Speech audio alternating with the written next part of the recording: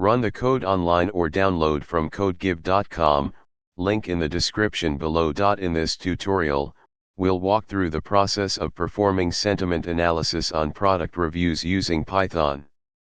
Sentiment analysis involves determining the sentiment expressed in a piece of text, such as positive, negative, or neutral. We'll use a dataset of product reviews and a popular machine learning library, scikit-learn, for building a sentiment analysis model. Make sure you have Python installed on your system.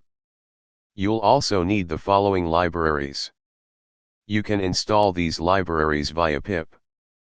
For this tutorial, we'll use a sample dataset containing product reviews. You can use your own dataset or find one on platforms like Kaggle.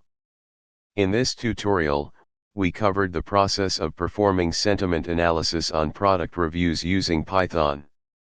We pre-processed the data, trained a machine learning model using naive Bayes, evaluated its performance, and made predictions on new data.